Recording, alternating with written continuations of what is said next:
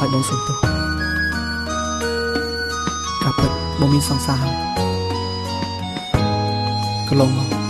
បងស្រឡាញ់អូនគ្រាន់តែជាការលេងសើចប៉ុណ្ណោះបងស្រឡាញ់អូនគ្រាន់តែជាការលេងសើចប៉ុណ្ណោះស្ទើរតែមិនជឿទៅតែសោះមនុស្សប្រុសដែលខ្ញុំស្រឡាញ់ហើយស្រឡាញ់ជាទីបំផុតគឺជាអ្នកបោកប្រាស់ខ្ញុំតាំងពីដំបូងទល់ពេលនេះបងគ្មានការពិតទេឯណាពេលដែលថាអាណិតនិងស្រឡាញ់អូនតែបងតែងតែនិយាយនោះ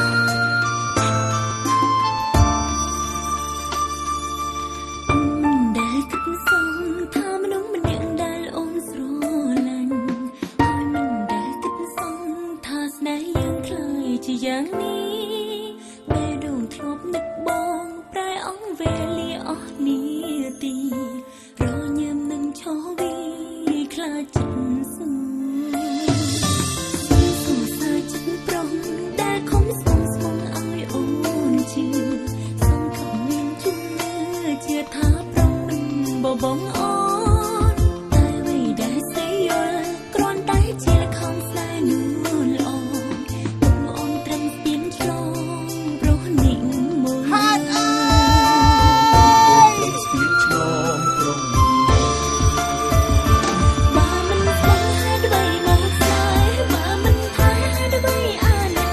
មកចំចិត្តរឹតបេះដូងប្រឹងលួងលោមឲ្យអូនមើលមើលចង់ឲ្យស្មងតែនឹងមកក្រោយក្នុងក្បត់មកកំពើពោស្រីមិនយល់ហេតុអ្វីចាំបាច់ត្រូវបាន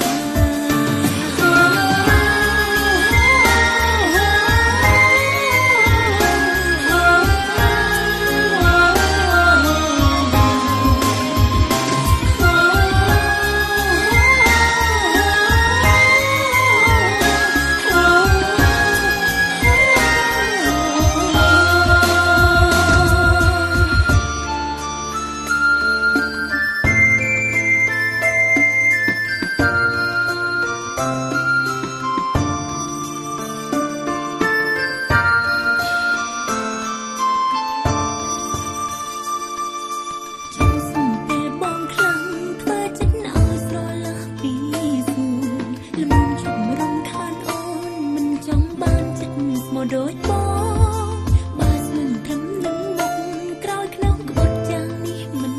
បងលែងរំខាននួនល្អសុំចាកឆ្ងាយសុំសរសើរចិត្តប្រុងដែលខំស្មងស្មងឲ្យអូនជឿ